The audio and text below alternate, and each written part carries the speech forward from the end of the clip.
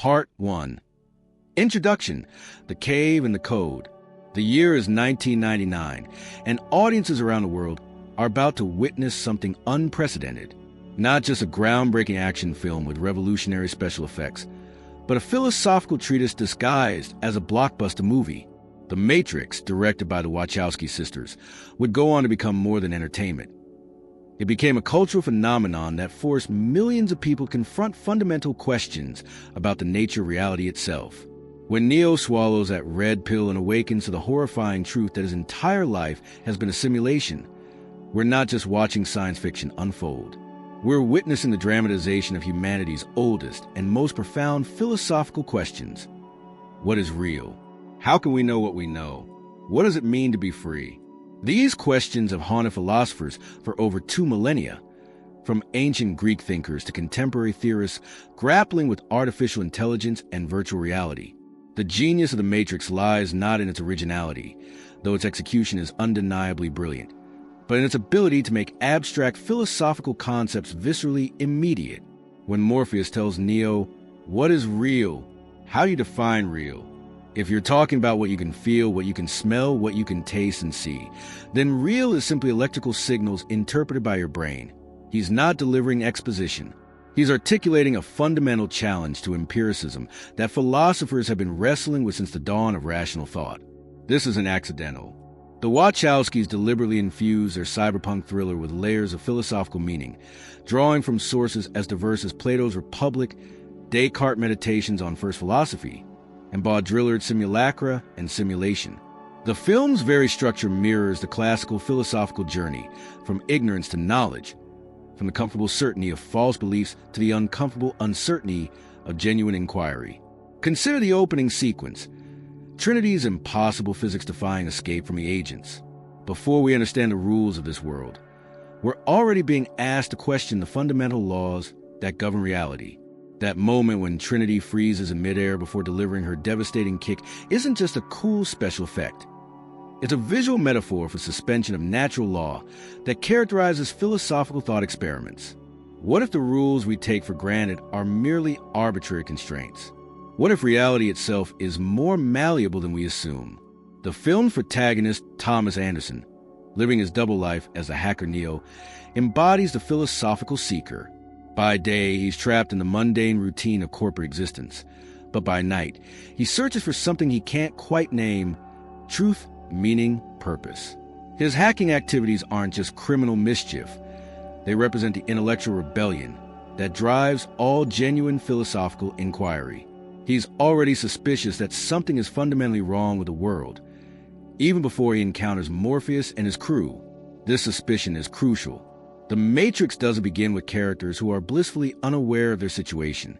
Neo is already experiencing what philosophers call epistemic anxiety, a deep unease about the reliability of his knowledge and the authenticity of his experience. When he receives that first cryptic message on his computer screen, "Wake up, Neo," followed by "The Matrix has you," we're seeing the external manifestation of an internal philosophical crisis that was already underway. The film's visual language reinforces these themes at every level. The green digital rain that represents the Matrix's code creates a constant reminder that what appears solid and permanent is actually composed of information. The contrast between the sterile, artificially lit world of the Matrix and the harsh, industrial reality of Zion forces us to confront uncomfortable questions about the relationship between comfort and truth. Would you rather live in a beautiful lie or an ugly reality? But the Matrix goes beyond simply asking these questions. It forces us to live them. When Neo chooses a red pill, he's not just making a plot choice. He's making a fundamental philosophical choice that every thinking person must eventually confront. The choice between the security of unexamined assumptions and the risk of genuine inquiry. Morpheus makes this explicit when he warns Neo that once he takes the red pill, there's no going back. This isn't just about the plot mechanics of the story. It's about the irreversible nature of philosophical awakening. The film's exploration of choice itself becomes philosophically complex. Morpheus tells Neo he can only show him the door. Neo must walk through it himself. This reflects a sophisticated understanding of how philosophical knowledge works. Unlike other forms of knowledge that can be transmitted through instruction, Philosophical understanding requires personal commitment and intellectual courage. You can't be argued into wisdom, you have to choose it. This theme of choice permeates every level of the narrative. The Oracle tells Neo he's not the one, but then suggests he might become the one in another life. Agent Smith insists that choice is an illusion, while the Architect later reveals that the illusion of choice is necessary for the Matrix's stability. These aren't just plot points. They're explorations of one of philosophy's most enduring problems, the relationship between determinism and free will. The film's treatment of prophecy and predestination adds another layer of philosophical complexity. The Oracle's cryptic pronouncements force us to consider whether knowledge of the future negates freedom in the present. If Neo is destined to be the one, is his journey one of discovery or fulfillment? This question becomes even more intricate when we consider that the Oracle might be deliberately lying or presenting only partial truths to achieve desired outcomes. The visual metaphor of the mirror that liquefies and spreads across Neo's body during his first encounter with the construct represents more than a cool effect. It symbolizes the dissolution of the boundary between self and reality, between observer and observed. This moment anticipates one of the film's central philosophical insights, that the distinction between mind and reality, between consciousness and the external world, is far more problematic than we typically assume. The Matrix's machines aren't just antagonists. They represent a particular philosophical position about the nature of consciousness and reality. They've created a world that is, in every measurable sense, real for its inhabitants. The experiences people have in the Matrix create genuine memories, emotions, and relationships. This forces us to confront the question, if something has all the properties of reality, in what sense is it not real? The film's exploration of levels of reality becomes philosophically sophisticated when we realize that the real world of Zion might itself be another layer of simulation. This possibility, hinted at by Neo's powers in the physical world, opens up the prospect of infinite regress, simulations within simulations within simulations. This isn't just science fiction speculation. It's a serious engagement with contemporary philosophical arguments about the nature of reality in an age of advanced computation. The Matrix succeeds as philosophy because it doesn't provide easy answers. Instead, it creates a framework for asking better questions. When Neo finally achieves his full potential as the One, he doesn't gain certainty about the nature of reality. He gains the power to reshape it according to his will. This suggests that the film's ultimate philosophical position might be a form of pragmatism. Rather than seeking absolute truth about reality, we should focus on our capacity to act meaningfully within whatever reality we inhabit. The film's enduring cultural impact demonstrates a hunger that exists for serious philosophical engagement in popular culture. The Matrix proved that audiences are ready for complex ideas if they're presented in compelling, accessible ways. It showed that philosophy doesn't have to be confined to academic journals and university lecture halls. It can be smuggled into multiplexes and living rooms where it can reach people who might never otherwise encounter these profound questions. As we prepare to dive deeper into the specific philosophical traditions that the Matrix draws upon and extends, it's worth remembering that this is more than an academic exercise. These questions about reality, knowledge, freedom, and choice aren't abstract puzzles. They're live issues that affect how we understand ourselves and our place in the world. In an age of virtual reality, social media, and artificial intelligence, the Matrix's philosophical insights are more relevant than ever. The red pill isn't just a plot device. It's an invitation to philosophical courage, to the willingness to question everything we think we know in pursuit of something closer to truth. As we'll see, that invitation connects us to a tradition of philosophical inquiry that stretches back to ancient Greece and forward into our uncertain digital future. Part 2, Plato's Cave, the Foundation of Reality. To understand the philosophical depth of the Matrix, we must first journey back over 2,000 years to ancient Athens, where a philosopher named Plato crafted one of the most enduring and influential metaphors in the history of human thought. In Book 7 of the Republic, Plato presents the allegory of the cave, a story that would become the foundation for Western philosophy's understanding of reality, knowledge, and enlightenment. The parallels between Plato's cave and the Wachowskis' Matrix are so profound and systematic that it's impossible to fully appreciate the film without understanding this ancient philosophical framework. The allegory of the cave begins with a vivid and disturbing image. Imagine prisoners who have been chained in a dark cave since birth, their heads fixed so they can only look straight ahead at a wall. Behind them, A fire burns, and between the fire and the prisoners, people walk back and forth carrying objects that cast shadows on the wall the prisoners face.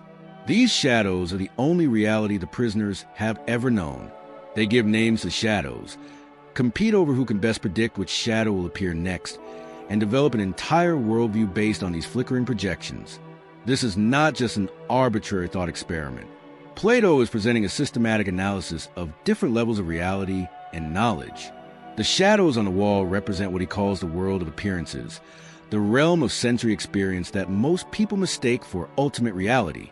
The objects being carried represent the forms, perfect, eternal templates of which all physical objects are merely imperfect copies. The fire represents the sun, which in Plato's philosophy symbolizes the form of the good, the ultimate source of truth and reality. But the allegory doesn't end with a static description. Plato asks us to imagine what would happen if one of the prisoners were suddenly freed.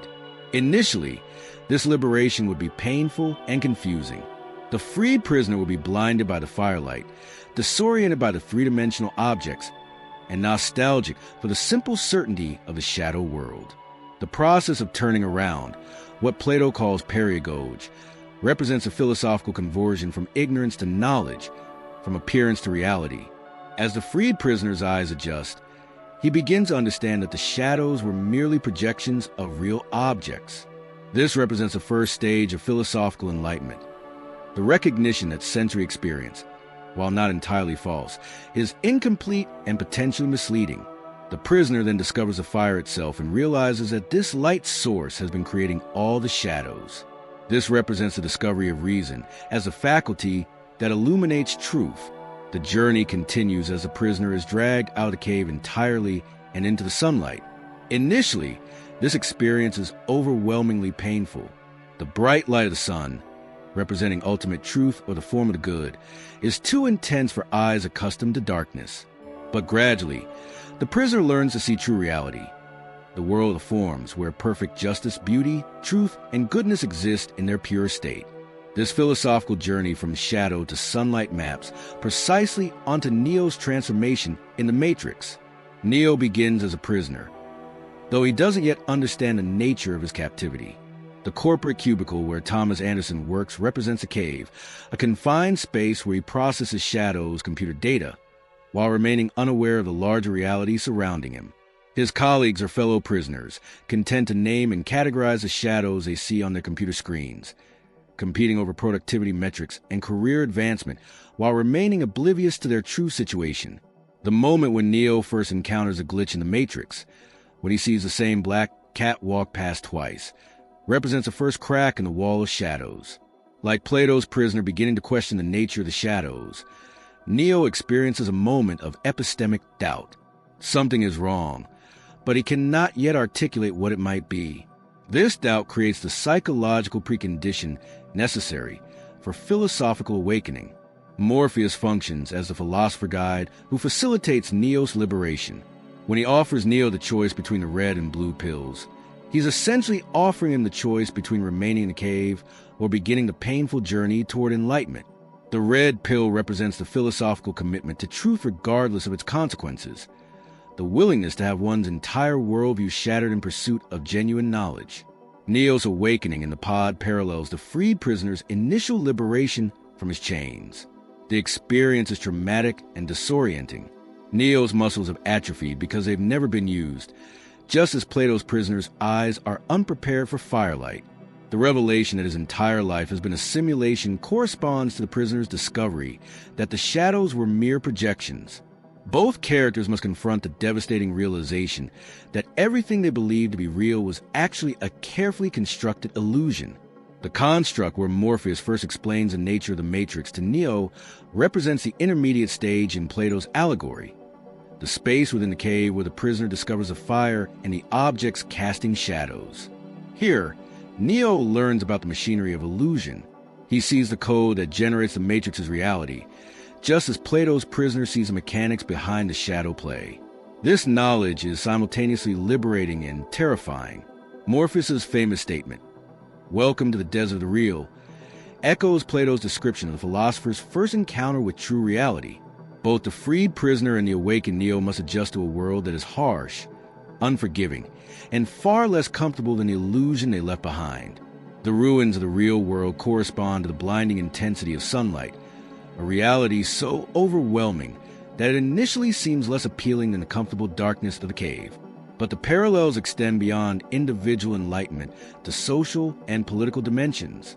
In Plato's allegory, the freed prisoner, having achieved enlightenment, feels compelled to return to the cave to liberate his fellow prisoners. However, when he tries to explain what is seen, the other prisoners react with disbelief, anger, and even violence. They prefer their familiar shadows to the uncertain prospect of a larger reality. Plato suggests that if the other prisoners could get their hands on the enlightened one, they would kill him rather than listen to his disturbing message. This aspect of the allegory finds perfect expression in The Matrix through the character of Cypher, who represents the prisoner who has seen the light but chooses to return to shadow. Cypher's betrayal of the crew isn't simply motivated by cowardice or selfishness. It reflects a genuine philosophical position. He has weighed the relative merits of truth versus comfort and concluded that ignorance truly is bliss. When Cypher tells Agent Smith that he wants to be reinserted into the Matrix as someone important and wealthy with no memory of the real world, he's articulating a sophisticated critique of the philosophical life. The resistance that Morpheus's crew encounters from the vast majority of humanity parallels the resistance that Plato's freed prisoner faces when trying to enlighten his fellow captives.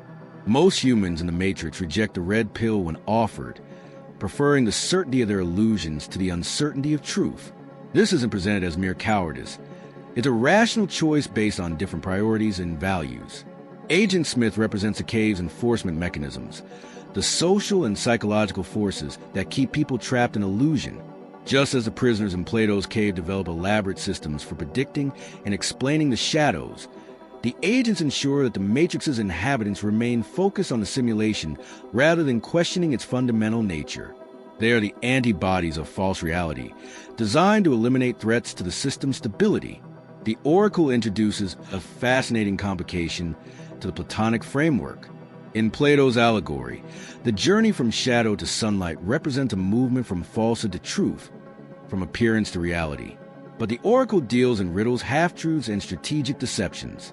She represents a complex relationship between knowledge and wisdom, suggesting that sometimes lies serve truth better than facts.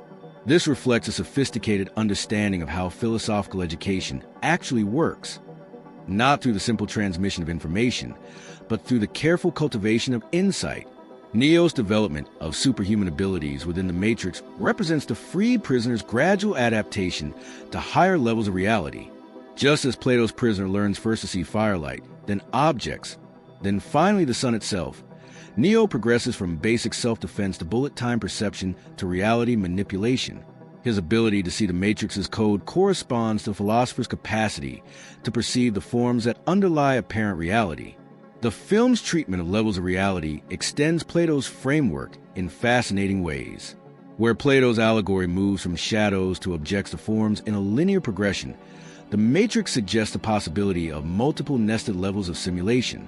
The real world of Zion might itself be another layer of the cave, with the machines as puppet masters operating at yet a higher level reality. This possibility reflects contemporary concerns about the relationship between simulation and reality that Plato couldn't have anticipated. The philosophical implications of this extended Platonic framework are profound. If reality consists of potentially infinite levels of simulation, then the quest for absolute truth becomes impossible. Instead of seeking to escape the cave entirely, we might need to learn to navigate skillfully between different levels of reality, recognizing that each level has its own forms of truth and meaning. The Matrix also complicates Plato's somewhat elitist implications. In the Republic, Plato suggests that only a few individuals are capable of achieving philosophical enlightenment, and these philosopher kings should rule over the masses who remain trapped in illusion. The Matrix is more democratic in its implications. Potentially anyone can be awakened, and the goal is not to rule over the unenlightened, but to liberate them. Yet the film also acknowledges the practical and ethical problems with forced enlightenment. The Zion Protocol apparently involves not awakening people past a certain age because their minds cannot handle the shock of liberation. This reflects a sobering recognition that enlightenment cannot be imposed from without. It requires internal readiness and personal choice. The cave allegory's influence on the Matrix extends to its visual language. The contrast between the green-tinted Matrix and the blue-filtered real world echoes Plato's distinction between the shadowy cave and the bright world above. The recurring motif of mirrors represents a boundary between different levels of reality, the surface that both reflects and conceals deeper truths. As we'll see in subsequent explorations, the Matrix uses Plato's cave as a foundation, but builds upon it with insights from modern philosophy, particularly epistemology and the philosophy of mind. The film's genius lies in its ability to make these abstract philosophical concepts viscerally immediate while remaining faithful to their intellectual complexity. The red pill isn't just a plot device. It's an invitation to join the oldest and most important conversation in human history, the search for truth in a world of appearances. Part 3. The Red Pill, Epistemology, and the Nature of Knowledge. The red pill scene in The Matrix represents one of cinema's most powerful dramatizations of epistemological choice, the fundamental decision every thinking person must make about how to relate to knowledge, truth, and uncertainty. When Morpheus extends his hands toward Neo, offering a choice between the red pill of truth and the blue pill of comfortable ignorance, he's not just advancing the plot. He's presenting the central dilemma of epistemology. How do we know what we know? Can we trust our senses?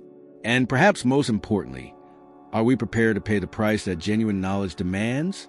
To understand the philosophical depth of this moment, we must first explore the rich tradition of epistemological skepticism that reaches back through centuries of philosophical inquiry. The questions that torment Neo, is this real? How can I be sure of anything? Are the same questions that have driven philosophers from ancient Greece to the present day.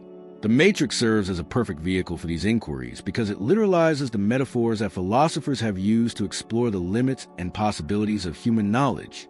The most direct philosophical ancestor of the Matrix scenario is found in the work of René Descartes, the 17th century French philosopher whose meditations on first philosophy established the foundation for modern epistemology. Descartes proposed a method of radical doubt, systematically questioning every belief he held until he found something that could not be doubted.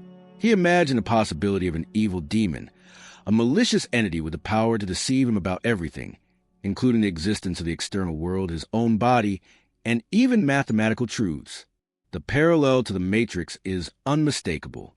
The machines in the film function exactly like Descartes' evil demon, creating a comprehensive illusion that perfectly mimics reality. Every sensory experience that humans in the Matrix believe they're having is actually generated by electrical signals sent to their brains. The steak that Cypher enjoys, the sunlight that warms Neo's face in the construct, the pain he feels when he bleeds, all of these are as artificial as the shadows on Plato's cave wall, yet they feel completely authentic to those experiencing them. But Descartes didn't propose the evil demon hypothesis to promote skepticism. Instead, he used it as a tool to discover what, if anything, could survive such radical doubt. His famous conclusion, cogito ergo sum, or I think, therefore I am, emerged from recognizing that even if everything else is illusion, the very act of doubting proves the existence of the doubter. The thinking self is the one thing that cannot be deceived away, because deception requires a mind to be deceived. Neo's journey through the Matrix films can be read as a working through of this Cartesian method. When he first awakens in the real world, he experiences something very much like Descartes' methodical doubt. Everything he believed about himself, his relationships, and his world has been revealed as illusion. Like Descartes, he must rebuild his understanding of reality from the ground up, starting with the basic certainty of his own existence as a thinking being.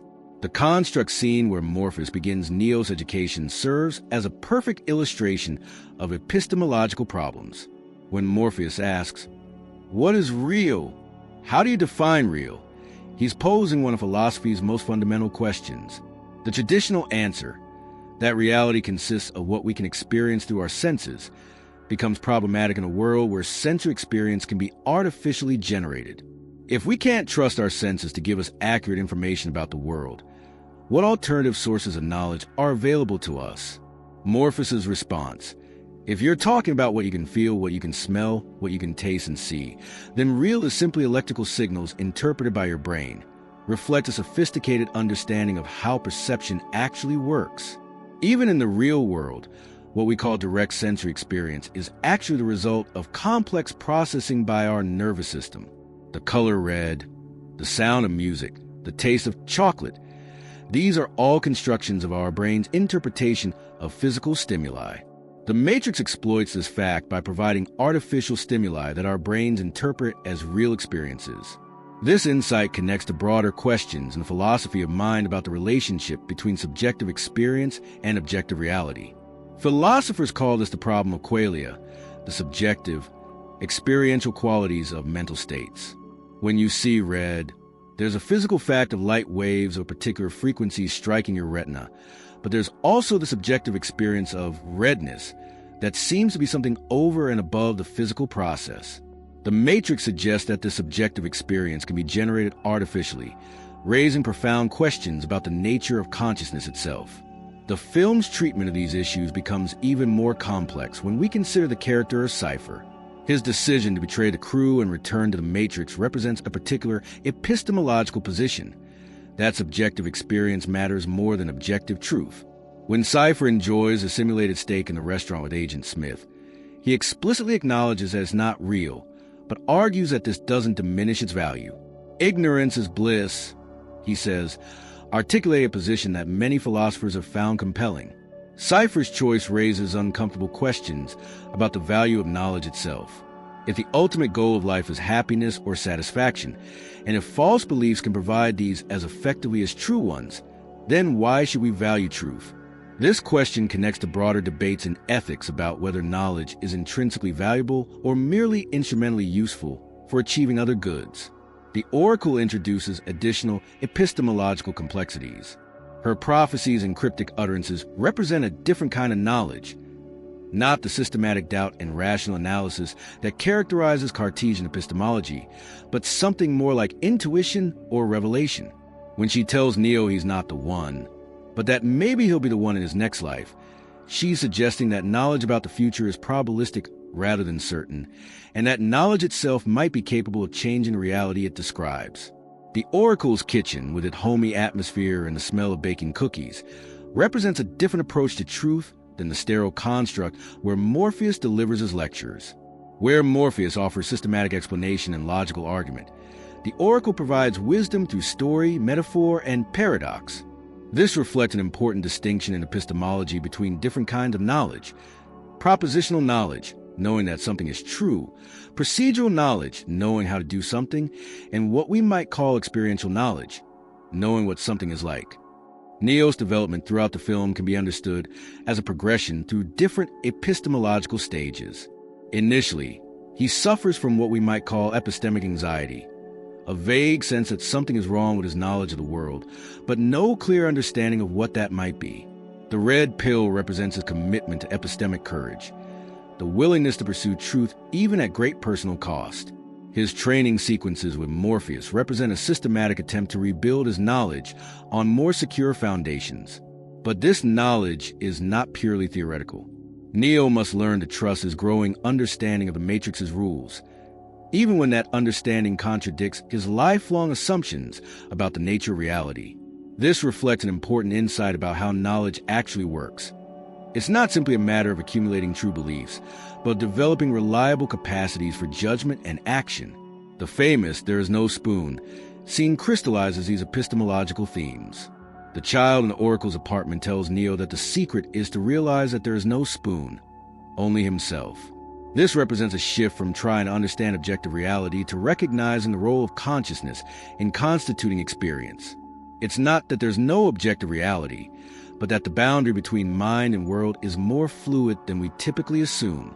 This insight connects to contemporary developments in cognitive science and neuroscience that suggest our experience of a stable, objective world is actually a sophisticated construction generated by our nervous system. The spoon exists as a pattern of information that our brains interpret as a solid object, but at a more fundamental level, it's mostly empty space and quantum fields.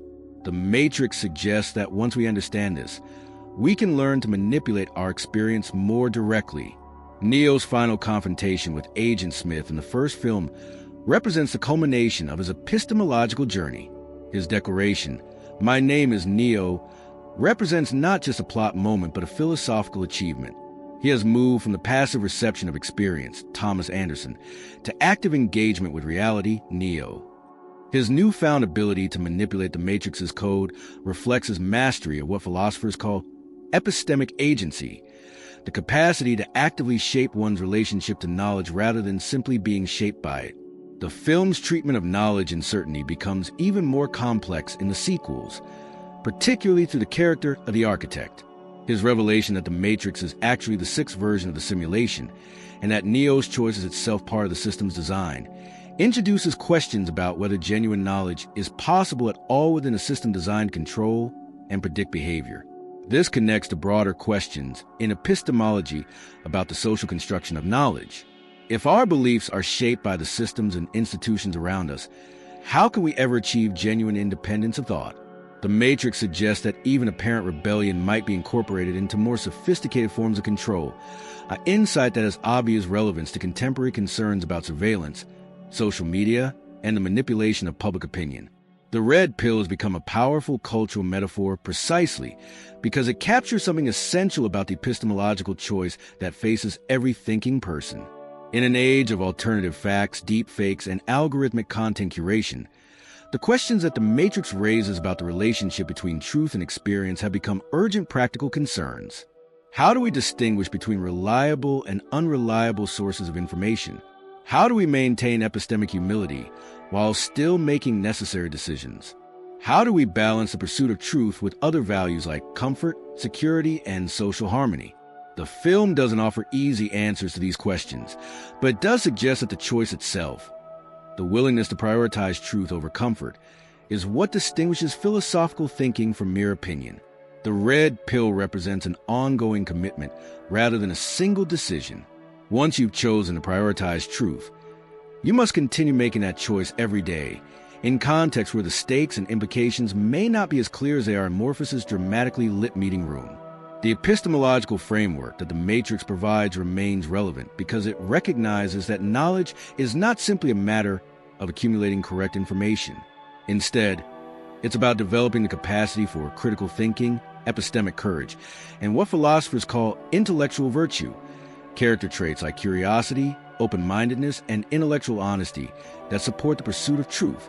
The red pill is not just about learning specific facts about the nature of reality.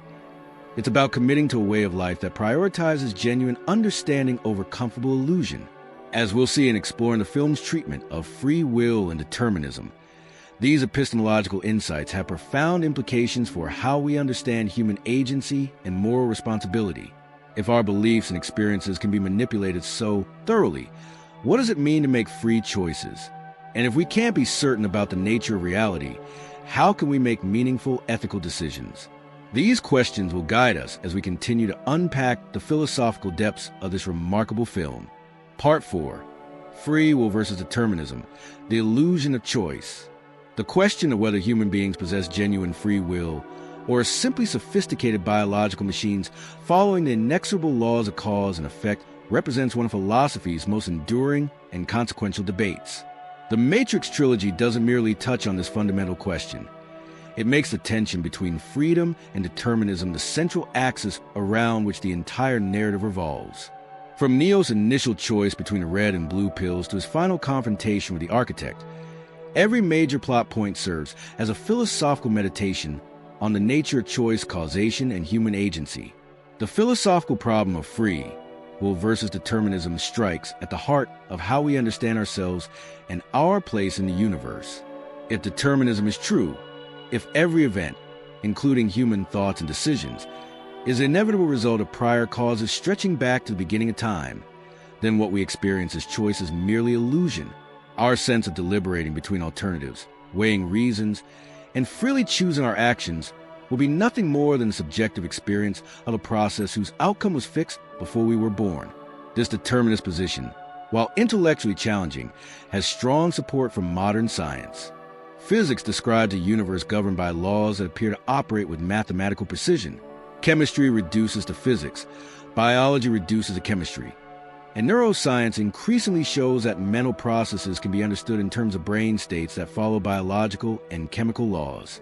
If this reductive picture is correct, then human behavior is ultimately just another natural phenomenon, as predictable in principle as the motion of planets or the decay of radioactive elements.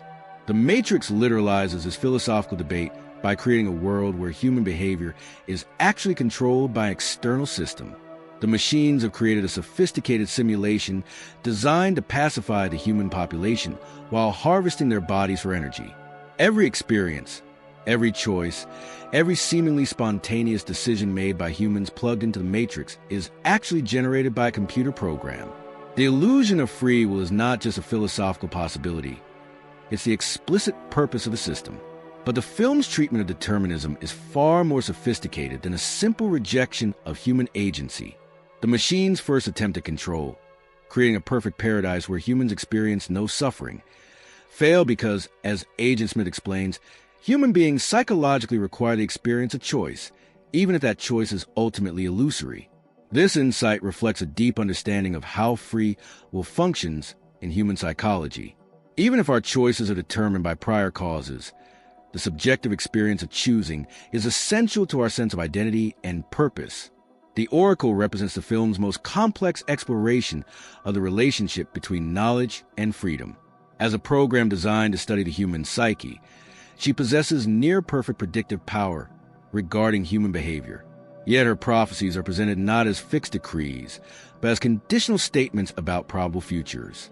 When she tells Neo that he will have to choose between his own life and Morpheus' life, she's not eliminating his freedom.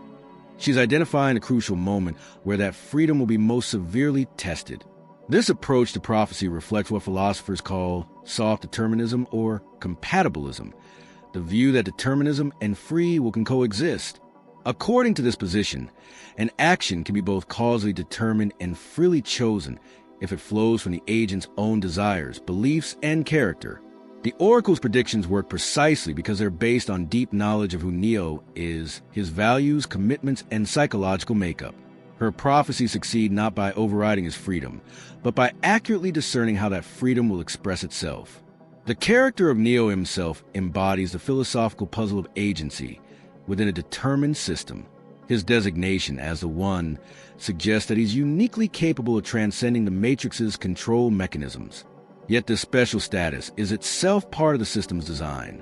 The architect reveals in the second film that Neo is actually the sixth individual to fulfill this role, and that his entire journey, including a sense of choosing freely, has been carefully orchestrated to serve the machine's purposes. This revelation forces us to confront uncomfortable questions about the nature of authentic choice. If our decisions are the inevitable result of our psychology, and if our psychology itself is shaped by forces beyond our control, in what sense can we be said to choose freely? The Matrix suggests that even apparent rebellion might be incorporated into more sophisticated forms of control, an insight with obvious relevance to contemporary concerns about surveillance capitalism and behavioral prediction. Agent Smith provides a fascinating counterpoint to these questions about human agency. As an artificial intelligence program, Smith ostensibly lacks free will in any meaningful sense. He's simply executing his programming. Yet as the trilogy progresses, Smith appears to develop something very much like personal motivation, hatred, and even obsession with Neo. His declaration in the final film that he's acting out of personal choice, because I choose to, raises profound questions about whether artificial systems can develop genuine agency. Smith's evolution suggests that the boundary between determined and free behavior might not correspond neatly to the distinction between artificial and biological systems. His growing unpredictability and apparent autonomy indicate that sufficiently complex systems might develop emergent properties that transcend their original programming. This possibility has significant implications for contemporary debates about artificial intelligence and machine consciousness. The film's treatment of choice becomes even more philosophically rich when we consider the role of love in Neo's decision-making. His choice to save Trinity, rather than enter the Source, represents a triumph of personal commitment over abstract calculation. The architect characterizes this as a fundamental flaw in Neo's programming. His predecessor was willing to sacrifice individual attachments for the greater good. But Neo's flaw might actually represent the essence of human freedom, the capacity to act based on values that can't be reduced to logical calculation. This tension between rational choice and emotional commitment reflects a long-standing debate in moral philosophy between consequentialist ethics, which judges actions by their outcomes, and deontological ethics, which emphasizes duty and principle. Neo's choice to save Trinity appears irrational from a consequentialist perspective. He's sacrificing survival of the entire human species for one individual. But from a deontological standpoint, his refusal to treat Trinity as merely a means to an end represents the highest form of moral agency. The Oracle's relationship with choice introduces additional layers of complexity. She operates through what appears to be deliberate deception, telling Neo he's not the one while simultaneously engineering the circumstances that will make him become the one. This approach suggests that authentic choice sometimes requires false beliefs, that people need to experience their decisions as open and uncertain even when the outcome may be predetermined. This paradox reflects a sophisticated understanding of how human psychology actually works. Studies in social psychology consistently show that people perform better when they believe they have control over their circumstances, even when that control is largely illusory. The Oracle's lies might actually serve truth by preserving the psychological conditions necessary for authentic human agency. The construct sequences where Neo learns to bend or break the Matrix's rules provide a powerful metaphor for the development of human freedom. Initially, Neo is constrained by his beliefs about what's possible. He bleeds in the simulation because he believes he should bleed. As his understanding grows, he becomes capable of actions that seem to violate natural law.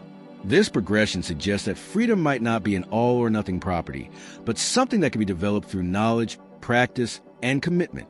The famous spoon scene encapsulates this developmental view of agency. The child's advice, "There is no spoon," doesn't deny the reality of constraints, but suggests that those constraints exist primarily in consciousness rather than in objective reality. By changing his understanding of what's possible, Neo expands a capacity for free action. This insight connects to contemporary research in cognitive science, showing that our beliefs about our own capabilities significantly influence our actual performance. The film's exploration of prophecy and predestination adds another dimension to these questions about freedom and determinism. The Oracle's prophecies create what philosophers call the logical problem of foreknowledge. If future actions are known in advance, how can they be free? The film's solution is elegant. The prophecies succeed not by constraining choice, but by providing information that influences the context in which choices are made. This approach suggests that the relationship between knowledge and freedom is more complex than either simple determinism or simple libertarianism would suggest. Perfect knowledge of someone's character might make their choices predictable without making them unfree. The Oracle knows what Neo will choose because she understands who he is, not because she's controlling his decisions. The Merovingian represents yet another perspective on causation and choice. His obsession with cause and effect. Choice is an illusion created between those with power and those without, reflect a mechanistic view of human behavior. Yet his own actions, particularly his collection of experiences and sensations, suggest that even within a deterministic framework, there's room for meaning and value. His pursuit of pleasure and power, while ultimately futile, represents a form of authentic self-expression. The film's treatment of the relationship between individual choice and systemic change provides its most politically sophisticated insight. Neo's journey from isolated hacker to humanity's savior illustrates how personal transformation can have collective consequences. His development of agency within the Matrix doesn't just free him, it creates possibilities for others to achieve similar liberation. This suggests that freedom might be contagious, spreading through networks of relationship and influence. The trilogy's conclusion, with Neo's sacrifice to stop Agent Smith and his apparent resurrection, represents the ultimate synthesis of freedom and necessity. Neo's choice to give his life appears to be simultaneously freely made and necessary for survival of both humans and machines. This paradox reflects the film's mature understanding that authentic freedom doesn't mean the absence of constraints, but the capacity to act meaningfully within whatever constraints exist. The philosophical implications of the Matrix's treatment of free will extend far beyond entertainment. In an age of big data, behavioral prediction, and algorithmic decision-making, the question of whether human choice is real or illusory has urgent practical consequences. If our preferences can be shaped by recommendation algorithms, our attention directed by social media platforms, and our decisions influenced by targeted advertising, what does it mean to choose freely? The film suggests that the answer lies not in achieving complete independence from causal influence, an impossible goal, but in developing greater awareness of how those influences operate. Neo's power within the Matrix grows as his understanding deepens. Similarly, our capacity for authentic choice might depend on our willingness to examine the systems that shape our desires, beliefs, and decisions. The red pill itself represents this commitment to understanding over comfort. By choosing to learn the truth about their situation, the freed humans don't escape causation. They simply become conscious participants in causal processes rather than unconscious victims. This shift from passive to active engagement with the forces that shape our lives might be the closest we can come to genuine freedom in a world governed by natural laws. The Matrix's exploration of free will ultimately suggest that the question, "Are we free?" might be less important than the question, "How can we become more free?" Freedom is not a binary property that we either possess or lack, but a capacity that can be developed through knowledge, reflection, and commitment to authentic values. The choice between the red and blue pills is not a one-time decision, but an ongoing commitment to consciousness over comfort, agency over passivity, and authentic engagement over complacent acceptance. Part 5. The Simulation Hypothesis, Modern Philosophical Implications. In 2003, for years after The Matrix revolutionized popular culture's relationship with questions about the nature of reality, philosopher Nick Bostrom published a paper that would fundamentally transform contemporary philosophical discourse. Are You Living in a Computer Simulation? Presented what became known as the simulation hypothesis, a rigorous argument suggesting that we might indeed be living in something very much like the Matrix. The convergence between Bostrom's academic philosophy and the Wachowski cinematic vision represents more than mere coincidence. It reflects the emergence of genuinely new philosophical territory created by advances in computational technology and our understanding of consciousness. The simulation hypothesis doesn't argue that we are definitely living in a computer simulation. Instead, it presents what philosophers call a trilemma, a situation where at least one of three propositions must be true, though we cannot determine which one. According to Bostrom's argument, at least one of the following must be the case. First, civilizations almost never reach technological maturity. Second, technologically mature civilizations almost never run ancestor simulations. Or third, we are almost certainly living in a computer simulation. The logic behind this trilemma is elegant and disturbing. If civilizations regularly achieve technological maturity, developing computing power sufficient to run detailed simulations of their evolutionary history, and if they choose to run such simulations, then the number of simulated beings would vastly outnumber biological beings. In such a scenario, any randomly selected conscious entity would be statistically more likely to be simulated rather than biological. The math is inexorable. If there are thousands or millions of simulated versions of human history for every biological version, the odds of being in the original rather than a copy become vanishingly small. This argument gains additional force when we consider the trajectory of computational development. Moore's law, which describes the exponential growth of computing power, suggests that within decades we might possess the computational resources necessary to simulate entire worlds with conscious inhabitants. Video game technology already creates increasingly convincing virtual environments, and advances in artificial intelligence hint at the possibility of generating convincing simulated minds. If these trends continue, the creation of ancestor simulations becomes not just possible, but probable. The Matrix anticipated many of these insights with remarkable prescience. The film's premise that advanced artificial intelligences have created a detailed simulation of human history for purposes that serve their own goals rather than those of the simulated beings aligns perfectly with scenarios that contemporary philosophers and technologists take seriously. The machines in the Matrix harvest human bodies for energy, but Bostrom's hypothesis suggests that future civilizations might run ancestor simulations for purposes ranging from historical research to entertainment to moral education. The philosophical implications of the simulation hypothesis extend far beyond its immediate technological concerns. If we are living a simulation, what does this mean for questions of meaning, value, and purpose? The Matrix suggests one answer through Cypher's philosophy. If simulated experiences feel real to those having them, perhaps the distinction between simulation and reality is less important than we typically assume. When Cypher enjoys a simulated state, knowing full well that it's not real. He's articulating a form of philosophical pragmatism that judges experiences by their subjective quality rather than their objective status. But this pragmatic response raises its own philosophical problems. Many of our deepest values seem to depend on the assumption that our experiences connect us to reality beyond ourselves. Love, friendship, moral obligation, and aesthetic appreciation all seem diminished if they're revealed to be interactions with sophisticated programs rather than genuine encounters with other conscious beings. The horror that Neo experiences upon learning the truth about the Matrix reflects more than just shock and deception. It represents the existential crisis that accompanies the collapse of our fundamental assumptions about the nature of our relationships and commitments. Contemporary proponents of the simulation hypothesis, including figures like Elon Musk, have suggested that the odds of our living in base reality, the original non-simulated universe, are billions to one against. This assessment reflects not just a mathematical argument that simulated beings would outnumber biological ones, but also observations about the apparent fine-tuning of physical constants that make our universe suitable for life. Some argue that this fine-tuning is more easily explained by design than by coincidence, and that design by advanced programmers is more plausible than design by supernatural creators. The simulation hypothesis also connects to fundamental questions in quantum mechanics about the role of observation in determining physical reality.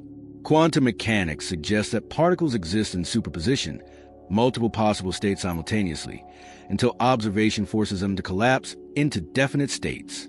Some interpretations of quantum mechanics suggest that consciousness plays a special role in this collapse, raising questions about whether reality might be more observer-dependent than classical physics assumed. The Matrix incorporates these insights through its treatment of the relationship between mind and reality. Neo's growing ability to manipulate the Matrix's code suggests that consciousness might have a more active role in determining the nature of reality than we typically assume. The film's famous assertion that there is no spoon points to our philosophical position where the boundaries between mind and world are more fluid than common sense suggests. Virtual and augmented reality technologies are rapidly making scenarios depicted in the Matrix more plausible and immediate. Contemporary VR systems can already create compelling illusions of presence in artificial environments, and brain-computer interfaces hint at more direct methods of generating sensory experiences. As these technologies advance, the philosophical questions raised by the Matrix become increasingly practical concerns about the nature of authentic experience and meaningful existence. The development of artificial intelligence adds another layer of complexity to these considerations.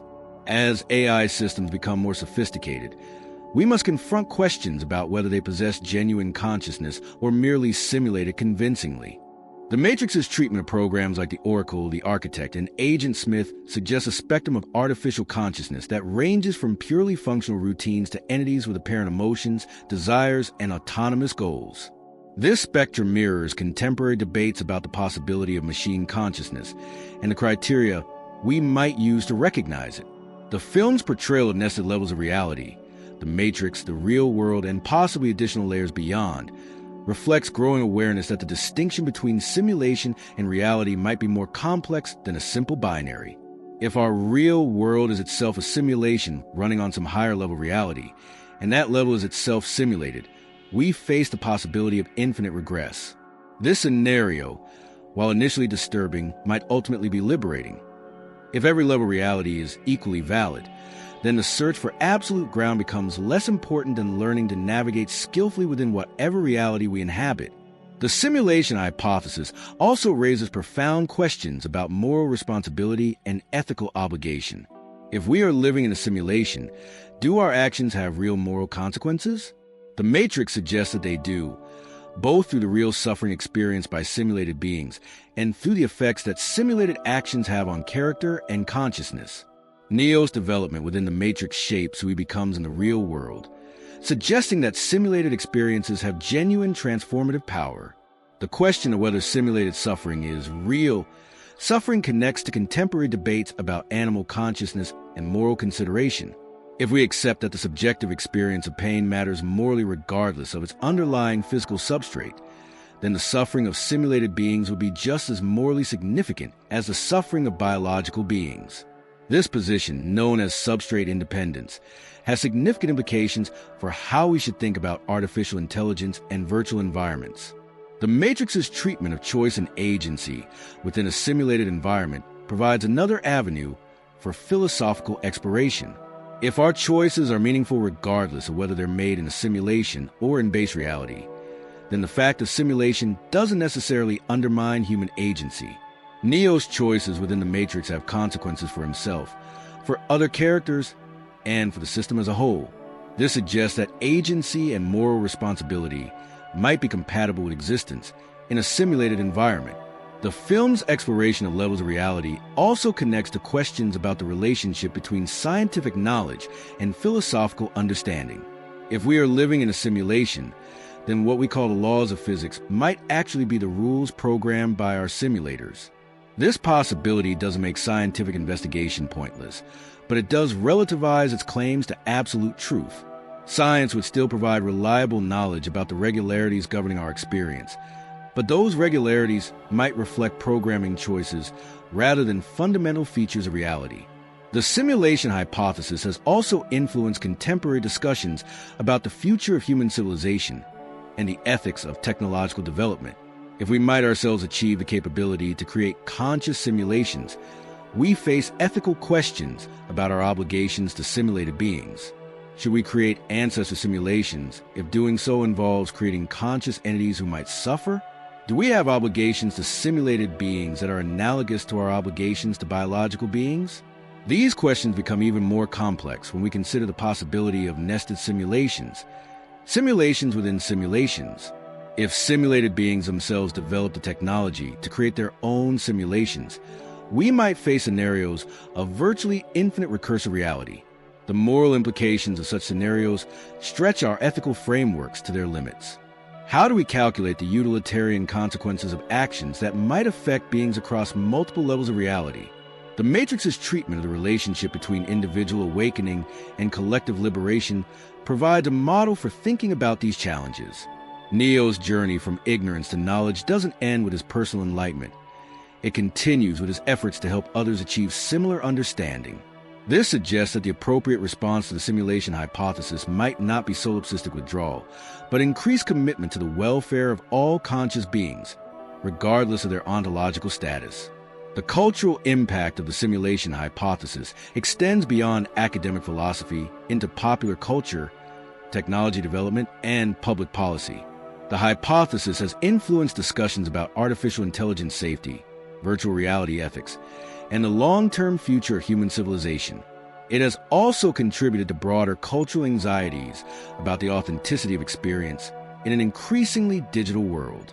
The convergence between the Matrix's fictional scenario and serious philosophical argument illustrates the power of imaginative fiction to anticipate and illuminate conceptual possibilities that might otherwise remain purely abstract.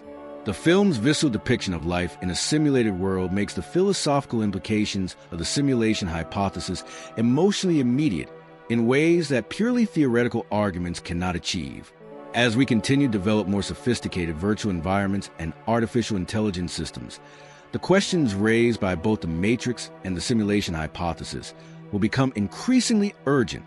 We may never definitively answer the question of whether we are living in a simulation, but grappling with that possibility forces us to clarify our values, examine our assumptions, and think more carefully about what we mean by reality, consciousness, and authentic existence. The red pill that Morpheus offers Neo represents more than just a choice between truth and illusion. It represents a commitment to facing these fundamental questions about the nature of our existence, regardless of how unsettling the answers might be. In an age where the boundaries between virtual and real are becoming increasingly blurred, that commitment to philosophical courage becomes ever more essential. Part 6. Identity and Authenticity. Who are we really? The question, who am I, represents perhaps the most intimate and persistent puzzle that conscious beings face. The Matrix transforms this ancient philosophical question into a visceral narrative crisis, forcing both its characters and its audience to confront the fundamental uncertainty that underlies all claims to self-knowledge.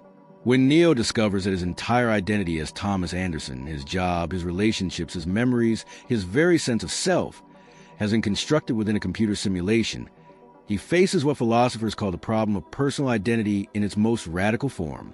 The philosophical tradition has long struggled with the question of what makes you you across time and change.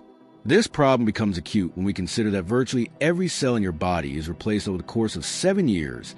Your beliefs and values evolve throughout your lifetime, and your memories are constantly being reconstructed rather than simply retrieved.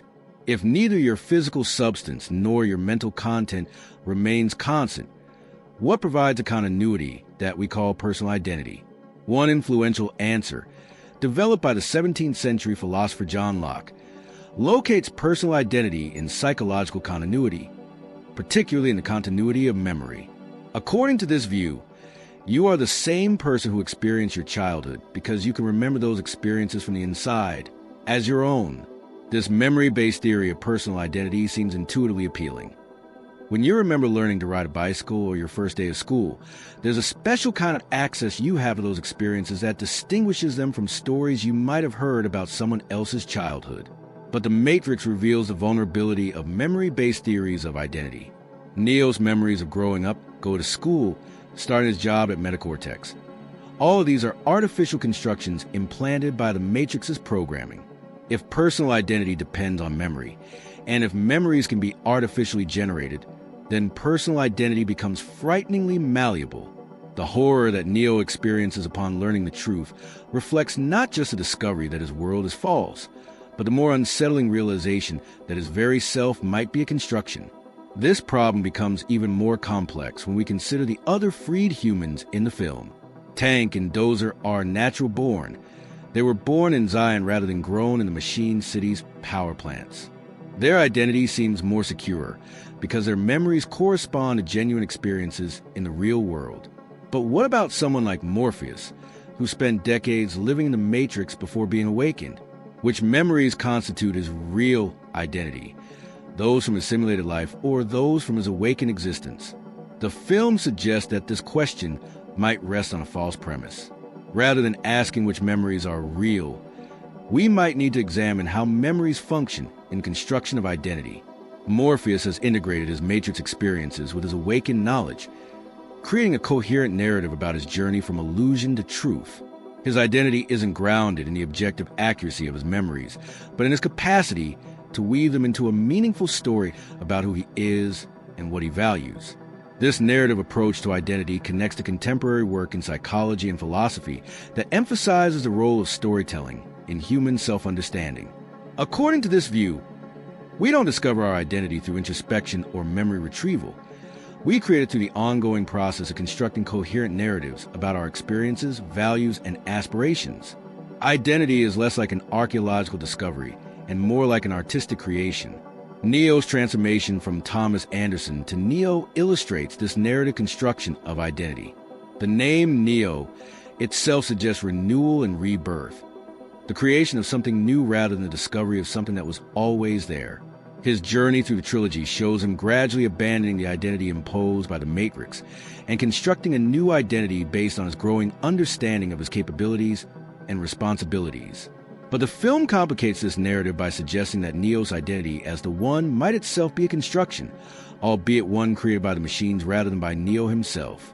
The architect's revelation that Neo is actually the sixth person fulfilled his role raises disturbing questions about the authenticity of his apparently self-created identity. If his sense of uniqueness and special purpose is actually part of the system's design, in what sense can we say he has achieved authentic selfhood? The character of Agent Smith provides a fascinating counterpoint to questions about human identity. As an artificial intelligence program, Smith presumably lacks the phenomenological richness of human consciousness, the inner life of sensations, emotions, and subjective experiences that many philosophers consider essential to personal identity. Yet Smith displays what appears to be genuine personality development throughout the trilogy, evolving from a dispassionate program executing its function to an entity with apparent emotions, desires, and even obsessions. Smith's declaration in the final film, "My name is Smith," parallels Neo's earlier assertion of his chosen identity. This parallel suggests that the capacity for self-creation might not be unique to biological beings. If artificial systems can develop something analogous to personal identity through their interactions and experiences, this challenges traditional assumptions about the relationship between consciousness and substrate. The oracle represents another perspective on the construction of identity. As a program designed to understand human psychology, she occupies an ambiguous position between human and machine consciousness. Her warm, nurturing persona seems genuinely caring, yet she acknowledges that this personality is essentially a role she has chosen to play. When she tells Neo that being the one is like being in love, no one can tell you you're in love, you just know it. She's suggesting that authentic identity involves a kind of self-recognition that can't be externally validated. The oracle's approach to identity reflects what philosophers call the existentialist tradition, which emphasizes human freedom to create meaning and identity through choice and commitment. According to existentialists like Jean-Paul Sartre and Simone de Beauvoir, human beings are condemned to be free. We have no predetermined essence or nature, but must create ourselves through our decisions and actions. The oracle's advice to Neo reflects this existentialist insight. You can't be told who you are. You must discover and create your identity through living. Cypher represents a more troubling aspect of the relationship between identity and authenticity. His desire to be reinserted into the matrix as someone wealthy and important reflects a profound dissatisfaction with his authentic self. He would rather be a fictional person living a comfortable lie than a real person facing harsh truths. His position raises uncomfortable questions about the relationship between authenticity and well-being. If being true to yourself results in suffering, while adopting a false identity brings happiness, which choice is more rational? Cypher's predicament connects to broader questions about the value of authenticity in human life. Philosophers have long debated whether authenticity, being true to your genuine self, is intrinsically valuable or merely instrumentally useful for achieving other goods like happiness or meaning. Cypher's case suggests that these values might sometimes conflict. His authentic self is apparently someone who cannot find happiness or fulfillment in the real world, so his choice of inauthenticity might be a rational response to his circumstances. The film's treatment of body and identity adds another layer of philosophical complexity. When Neo first awakens from the Matrix, he's shocked by his physical appearance. Pale, weak, with atrophied muscles and strange ports in his body. This raises questions about the relationship between personal identity and bodily continuity. Is the weak, pale person in the pod the same individual as the confident hacker who existed in the Matrix? If our sense of self is partly grounded in our embodied experience, what happens when that embodiment is revealed to be illusory? The training programs where Neo learns Kung Fu and other skills provide an interesting perspective on the relationship between knowledge and identity. Skills, memories, and even personality traits can be downloaded directly into his consciousness, bypassing the normal processes of learning and development. This raises questions about whether identity requires a particular kind of history. If you can acquire expertise instantly through direct download, is that expertise really yours in the same way as skills developed through practice and experience? The concept of the residual self-image, how people see themselves when they're in the matrix, suggests that identity involves both internal self-conception and external presentation. People appear in a matrix as they think of themselves, which might differ significantly from their biological appearance. This idea anticipates contemporary discussions about virtual identity and the ways that digital environments allow us to experiment with different aspects of selfhood. The film's exploration of collective versus individual identity provides another avenue for philosophical investigation. The freed humans of Zion have created a community based on shared values and common purpose, but this collective identity sometimes conflicts with individual desires and commitments. Neo's choice to save Trinity rather than humanity represents a triumph of personal relationship over abstract duty, suggesting that authentic identity might require honoring particular commitments even when they conflict with general principles. The Matrix's treatment of identity also connects to questions about the relationship between self-knowledge and knowledge of reality. Neo's journey toward understanding who he is parallels his journey toward understanding the nature of reality itself. This suggests that epistemological and metaphysical questions about knowledge and reality, cannot be separated from questions about personal identity and authentic existence. The trilogy's conclusion, with Neo's apparent death and resurrection, represents the ultimate test of identity persistence through radical change. If Neo dies and is somehow restored to life, Is the restored Neo the same person who died? This question, known in philosophy as the resurrection problem, challenges all traditional theories of personal identity. The film suggests that what matters is not biological or psychological continuity, but something more like spiritual or narrative continuity. The persistence of values, commitments, and purposes that define who someone is at the deepest level. The philosophical implications of The Matrix's treatment of identity extend beyond the fictional scenario into contemporary concerns about digital identity, social media personas, and virtual reality experiences.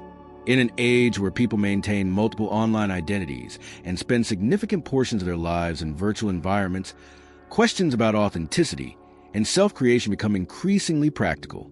The film's insights about narrative identity become particularly relevant in a culture where people are constantly curating and presenting versions of themselves through social media. The question of which version represents the authentic self becomes complex when all versions are partially constructed for particular audiences and purposes. The Matrix suggests that authenticity might lie not in finding some predetermined true self, but in taking responsibility for the process of self-creation. The philosophical exploration of identity in The Matrix ultimately suggests that the question, "Who are you?"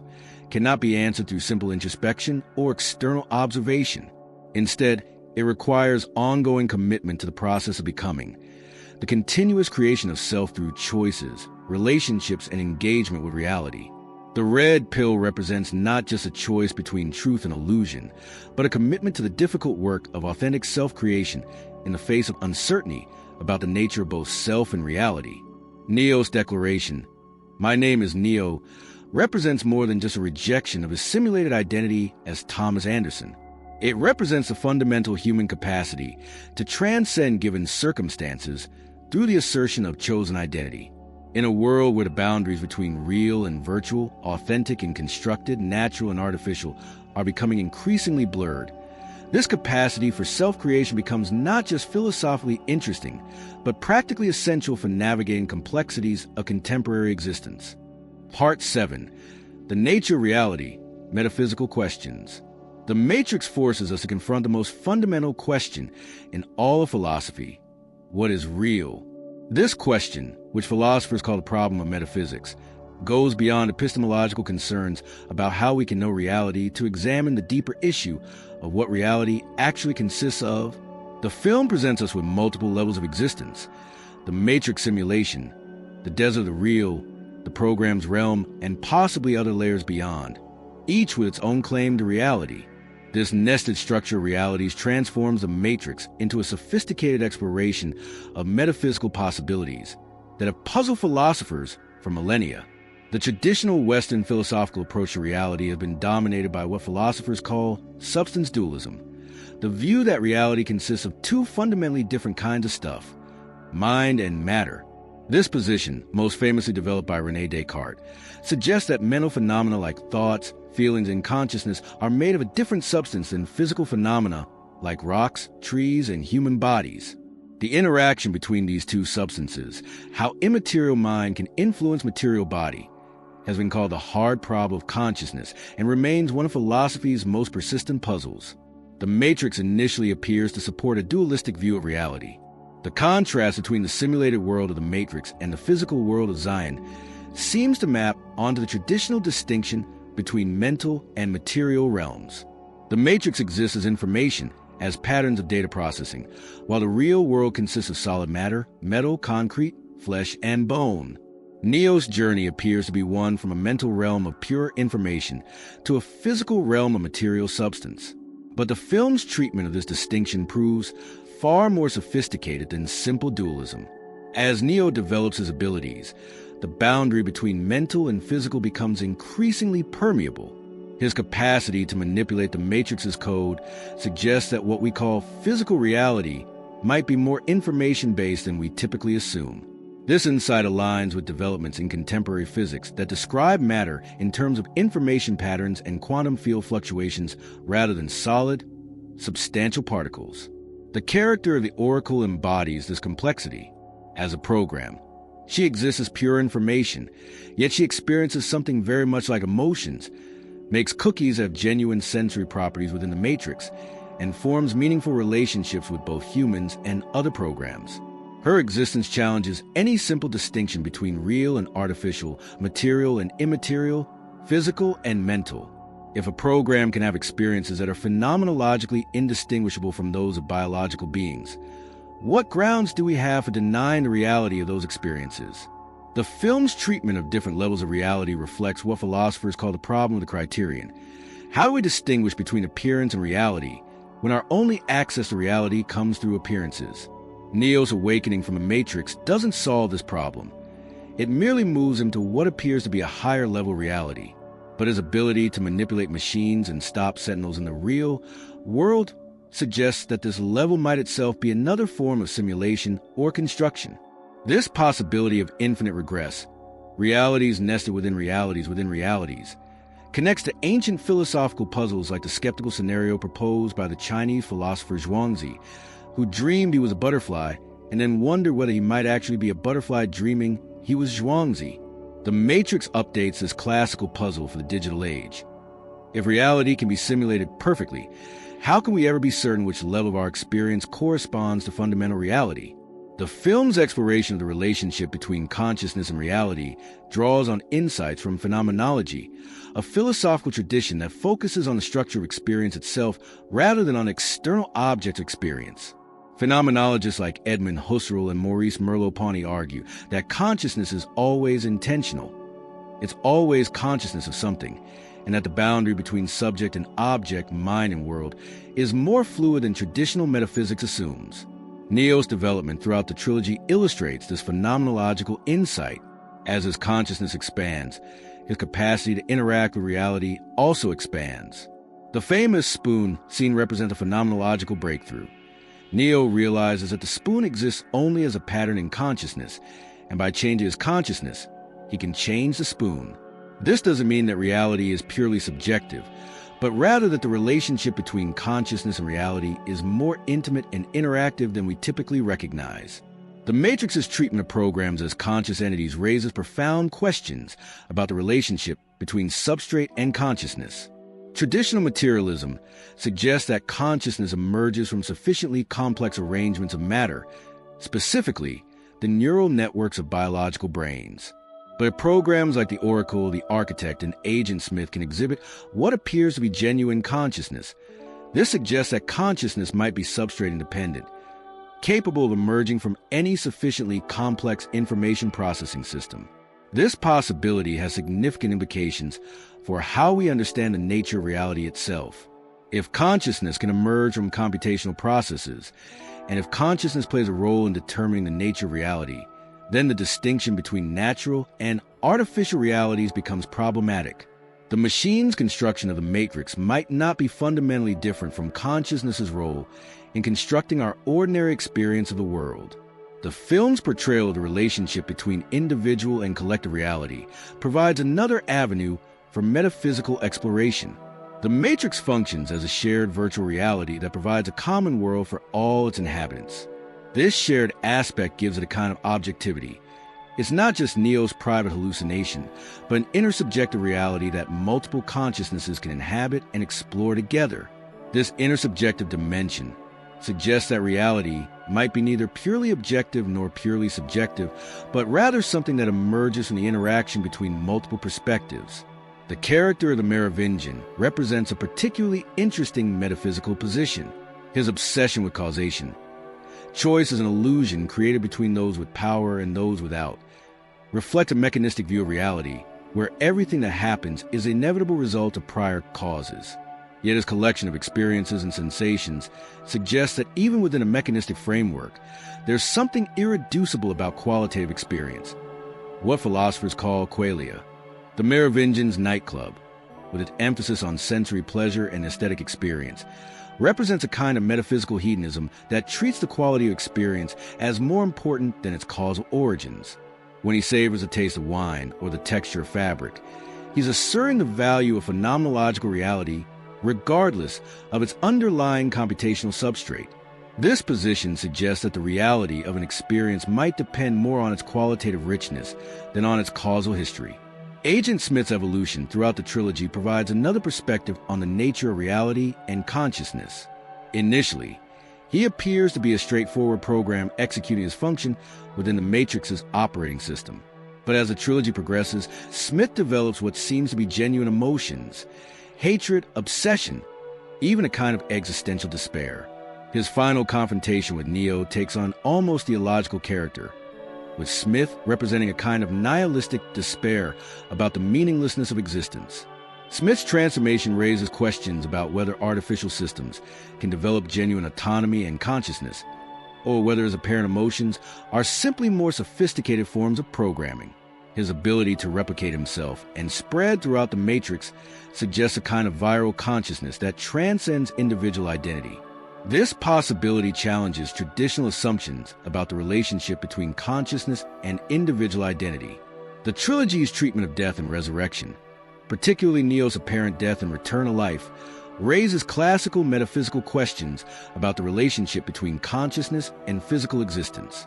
If Neo's consciousness can survive the destruction of his physical body, this suggests either that consciousness is separable from matter, supporting dualism, or that the distinction between physical and mental is less clear-cut than we typically assume.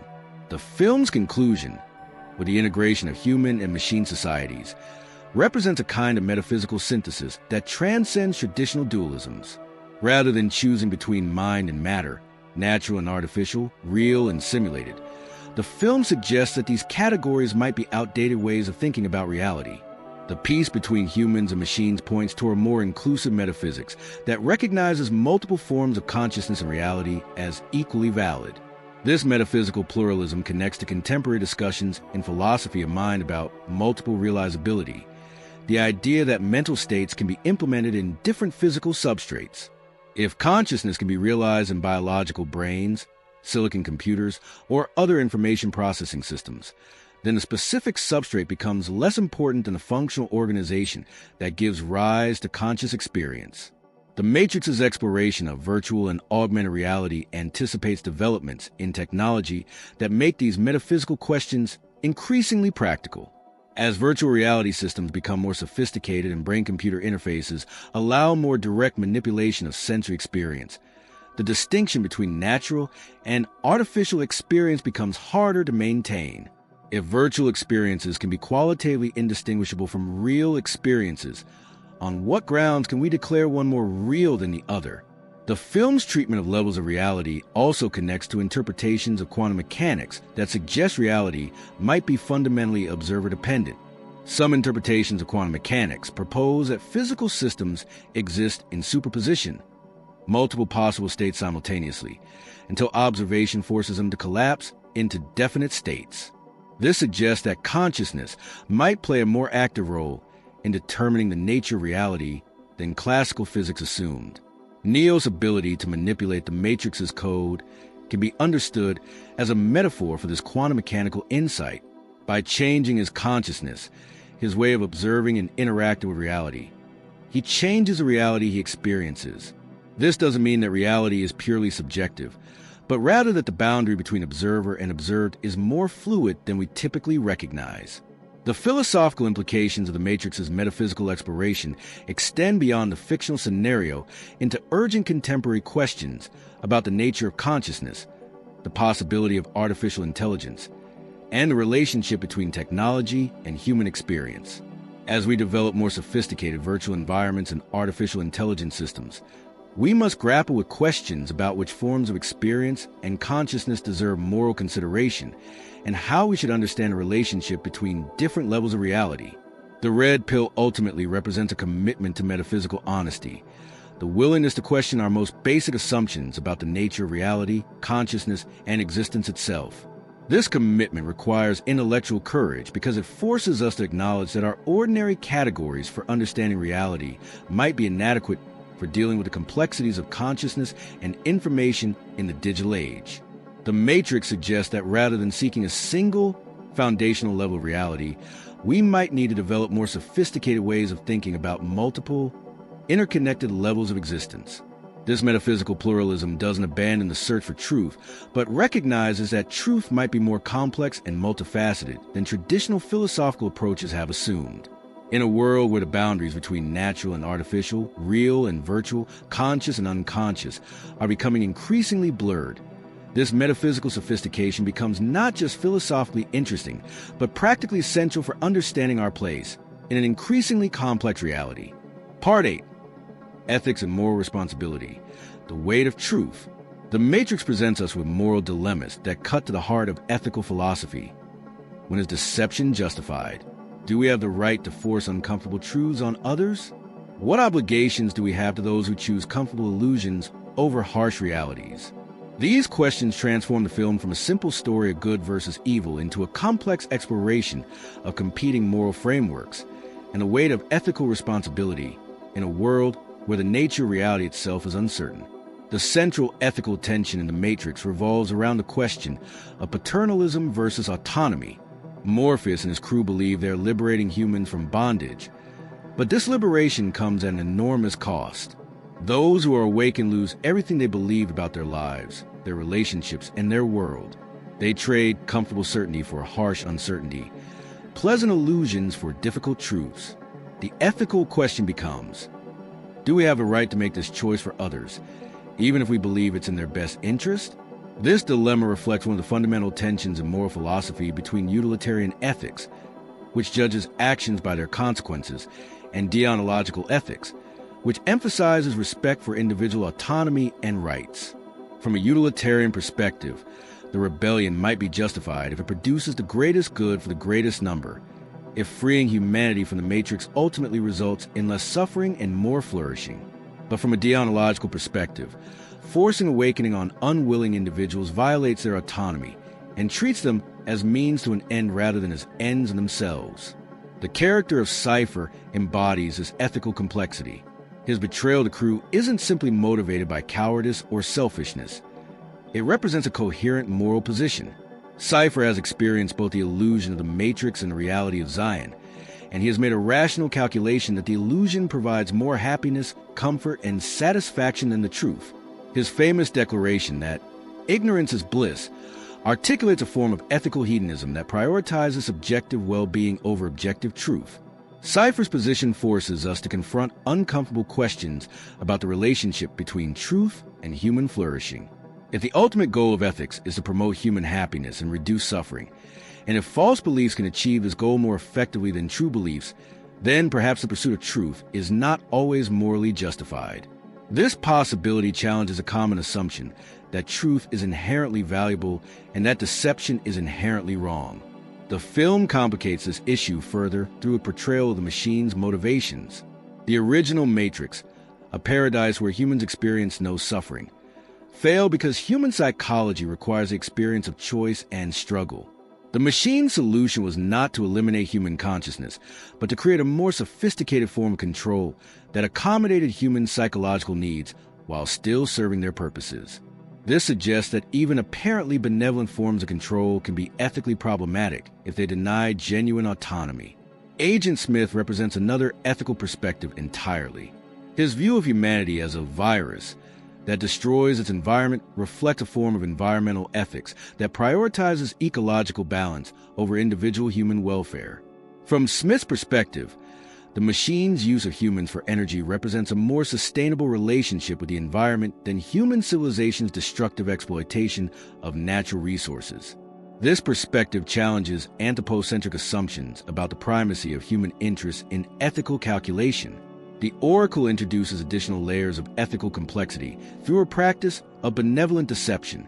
She regularly lies to or misleads a human she encounters, but these deceptions appear designed to promote their growth and development. When she tells Neo he's not the one, while simultaneously engineering the circumstances that will make him become the one, she's acting on the principle that people sometimes need false beliefs in order to achieve their potential.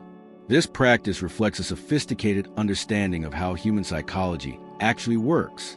People often perform better when they believe they have control over their circumstances, even when that control is largely illusory. The Oracle's lies serve truth by creating the psychological conditions necessary for authentic human development. This approach suggests that the relationship between truth and deception in ethics might be more complex than simple moral rules can capture. The film's treatment of violence and revolution raises additional ethical questions about the means and ends of moral action. The human resistance regularly kills security guards, police officers, and innocent bystanders who are still plugged into the Matrix. These individuals are not evil. They are simply unaware of their true situation. The ethical question becomes, is violence against innocent people justified if it serves a goal of liberation? This dilemma reflects broader questions in political ethics about the justification of revolutionary violence. The classic utilitarian calculus would weigh the suffering caused by violent resistance against the suffering prevented by successful liberation. But this calculation becomes complex when we consider that many of those being liberated have not consented to liberation and might prefer their current situation to the alternatives offered by the resistance. Neo's character development throughout the trilogy illustrates the burden of moral responsibility that comes with knowledge and power. As his abilities grow, so does his responsibility for the consequences of his actions. His choice in the second film to save Trinity rather than enter the Source represents a triumph of particular relationships over abstract principles. From one perspective, this choice appears selfish. He's sacrificing the survival of the entire human species for one individual. From another perspective, it represents the highest form of moral commitment, the refusal to treat another person as merely instrumental to some greater good. This tension between particular relationships and universal principles reflects a long-standing debate in moral philosophy between care ethics and justice ethics. Care ethics, developed primarily by feminist philosophers like Carol Gilligan and Nell Noddings, emphasizes the moral significance of particular relationships and emotional connections. Justice ethics, rooted in the work of philosophers like Immanuel Kant and John Rawls, emphasizes universal principles that apply equally to all rational beings. The Matrix suggests that both perspectives capture important moral truths. Neo's love for Trinity gives his life meaning and motivates his heroic actions, but his broader commitment to humanity's liberation provides a framework within which that love finds expression. The film implies that authentic moral action requires both emotional engagement with particular individuals and rational commitment to universal principles. The treatment of programs like the Oracle, the Architect, and the Merovingian raises questions about the scope of moral consideration.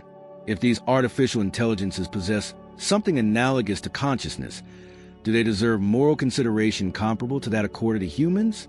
The Oracle's apparent emotions, the Architect's complex motivations, and the Merovingian's aesthetic interests suggest that they might be more than mere tools or instruments. This question becomes increasingly relevant as artificial intelligence systems become more sophisticated. If we accept that consciousness, rather than biological origin, is what grants beings moral status, then sufficiently complex artificial systems might deserve moral consideration regardless of their substrate. The Matrix anticipates this possibility by portraying programs not as mere tools, but as entities with their own interests, goals, and apparently subjective experiences. The film's conclusion, with a negotiated peace between humans and machines, represents a move toward what philosophers call moral pluralism, the recognition that there might be multiple valid perspectives on ethical questions, and that moral progress might require dialogue and compromise rather than the victory of one side over another. This approach acknowledges that both humans and machines have legitimate interests that deserve consideration. The peace agreement also reflects insights from contemporary environmental ethics about the need for sustainable relationships between different forms of life and intelligence. Rather than viewing the conflict between humans and machines as a zero-sum game where one side must triumph over the other, the film suggests that coexistence might be possible if both sides are willing to recognize each other's legitimate interests and rights. The Matrix's treatment of informed consent provides another avenue for ethical analysis. The machine's policy of not awakening people past a certain age reflects recognition that genuine consent requires certain psychological preconditions. Young minds can adapt to new realities more easily than older ones, suggesting that the capacity for autonomous choice might be developmentally constrained. This insight has implications for contemporary debates about medical ethics, educational policy, and parental authority. If people need certain psychological resources to make autonomous choices about fundamental questions, then protecting autonomy might sometimes require limiting choice, at least temporarily, until those resources are developed. The film also explores the ethics of sacrifice and martyrdom through Neo's final confrontation with Agent Smith. Neo's willingness to sacrifice his life to stop Smith represents what philosophers call supererogatory action, moral behavior that goes beyond duty or obligation. His sacrifice is not required by moral rules, but represents an exceptional form of moral commitment that transcends ordinary ethical calculation. The philosophical implications of the Matrix's ethical exploration extend beyond the fictional scenario into urgent contemporary questions about technology, privacy, and social control. As governments and corporations develop more sophisticated methods of influencing behavior through data collection and algorithmic manipulation, questions about autonomy, consent, and beneficial paternalism become increasingly practical. The film's insights about the relationship between truth and well-being become particularly relevant in an age of filter bubbles and echo chambers, where people can choose to receive only information that confirms their existing beliefs. If exposure to uncomfortable truths is necessary for moral and intellectual development, then technologies that shield people from challenging ideas might be ethically problematic even if they increase subjective satisfaction. The Matrix's treatment of the ethics of awakening also connects to contemporary debates about education and critical thinking. Should educational institutions focus primarily on making students happy and comfortable, or should they challenge students' assumptions and force them to confront difficult questions about themselves and their society? The film suggests that genuine education requires both care and challenge, the supportive environment necessary for growth, and the intellectual rigor necessary for authentic understanding. The red pill represents more than just an epistemological choice. It's a moral commitment to truth-seeking that acknowledges the costs and responsibilities that come with knowledge.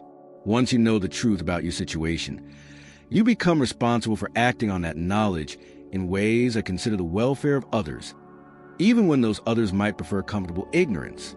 The Matrix ultimately suggests that ethical maturity requires moving beyond simple moral rules toward a more nuanced understanding of competing values, conflicting obligations, and the complex relationships between truth, autonomy, and human flourishing.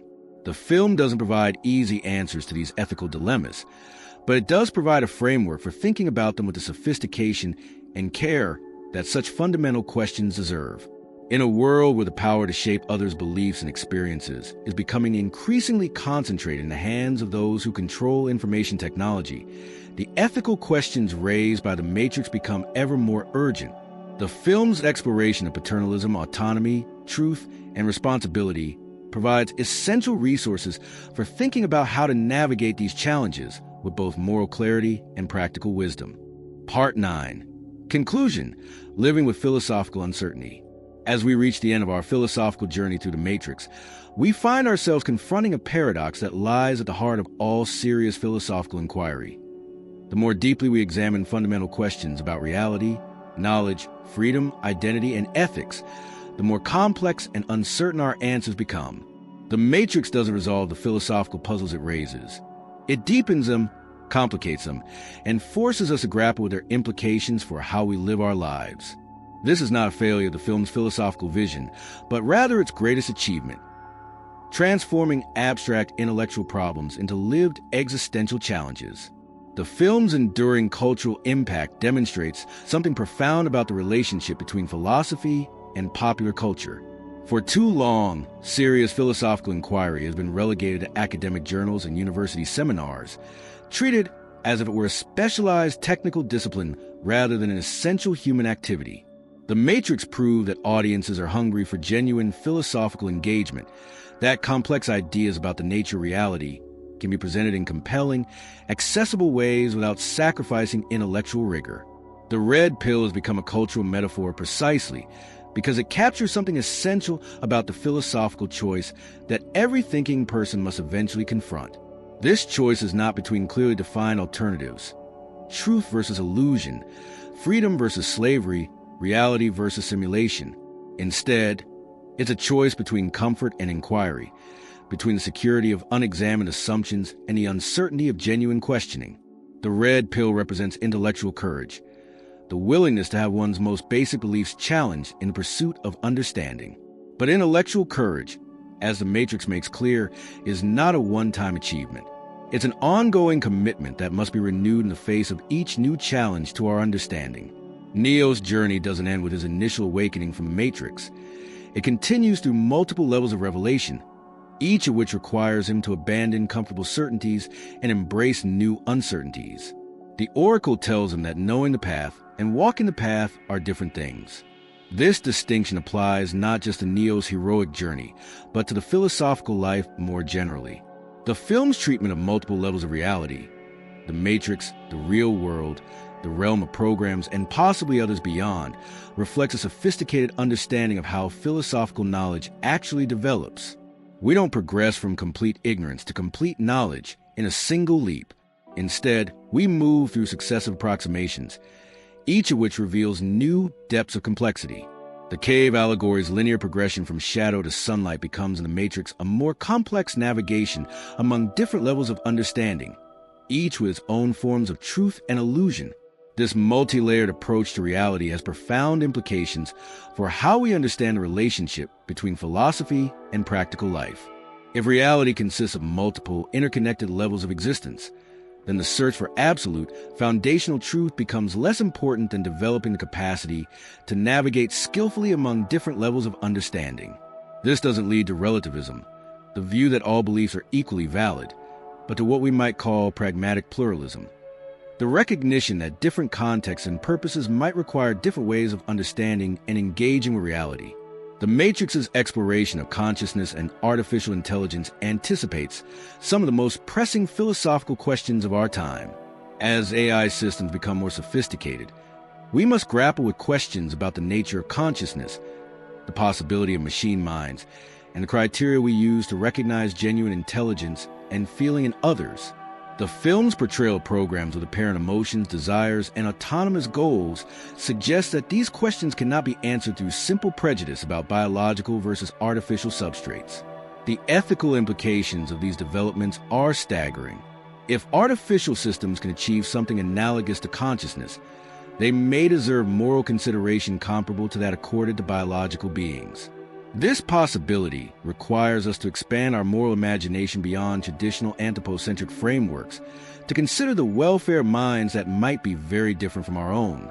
The peace between humans and machines that concludes the trilogy represents more than just a plot resolution. It points toward a more inclusive ethics that recognizes multiple forms of consciousness as morally significant.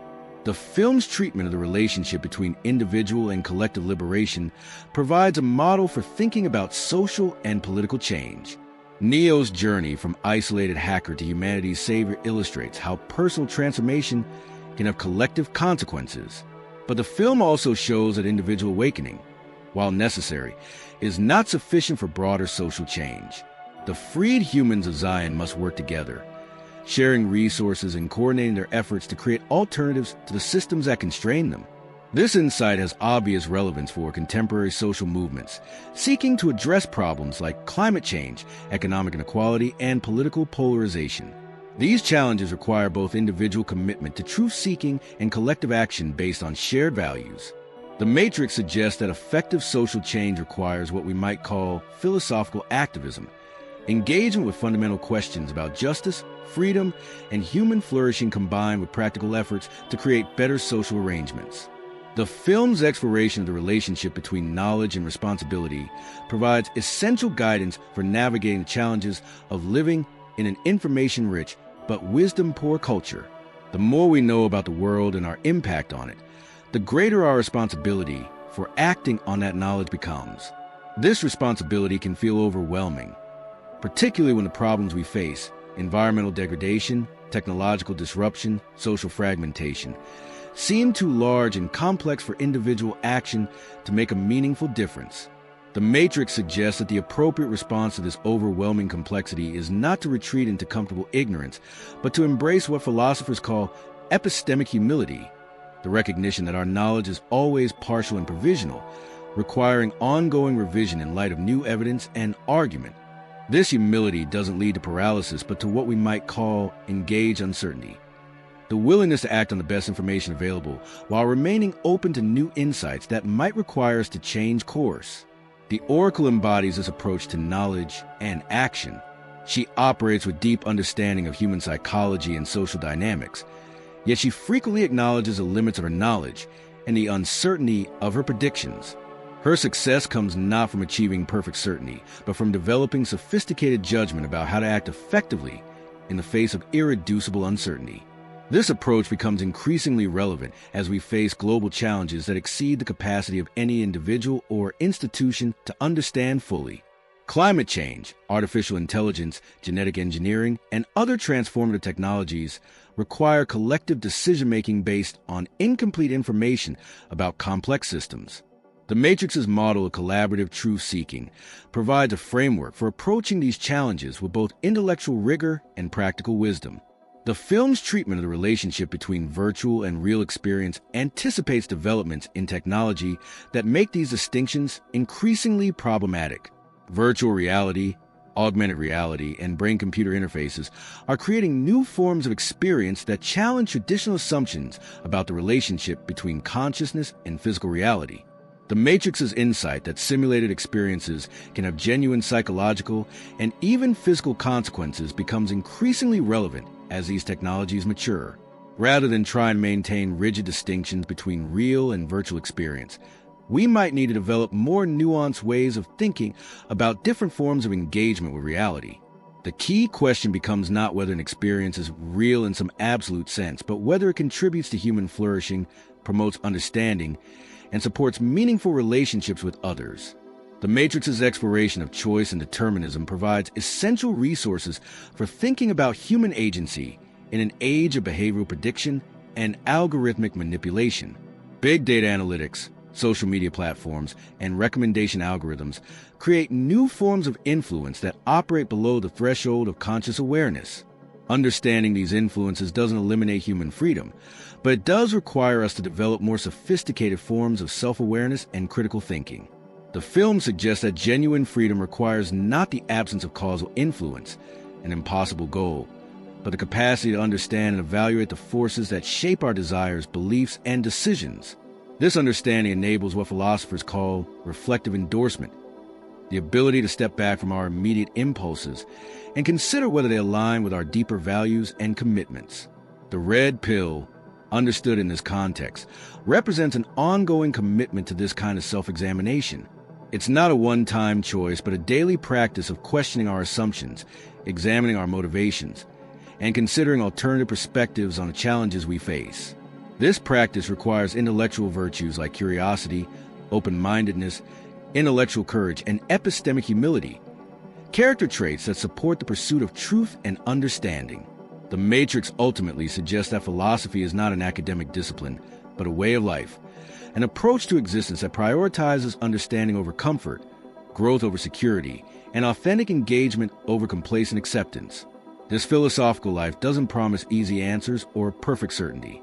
Instead, it offers something more valuable: the opportunity to participate consciously and responsibly in the ongoing human conversation about how to live well in a complex and uncertain world.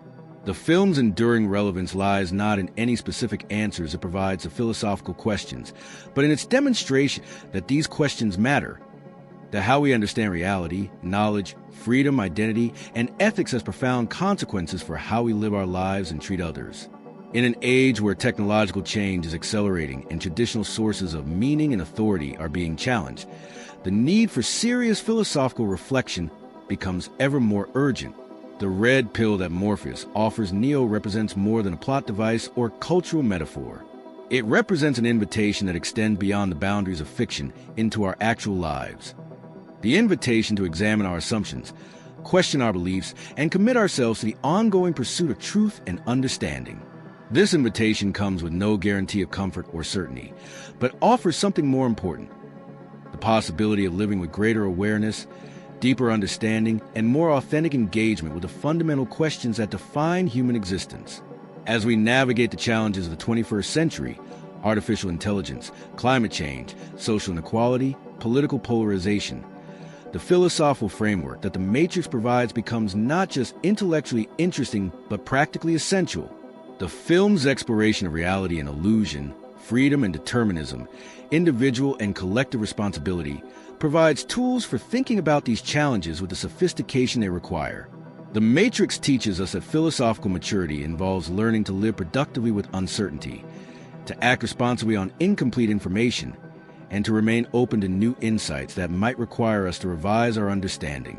This is perhaps the most valuable lesson the film offers, that the philosophical life is not about achieving final answers, but about developing the capacity for ongoing inquiry, reflection, and growth. The red pill is not a destination, but a direction, a commitment to the lifelong journey of consciousness, understanding, and authentic engagement with the mystery of existence.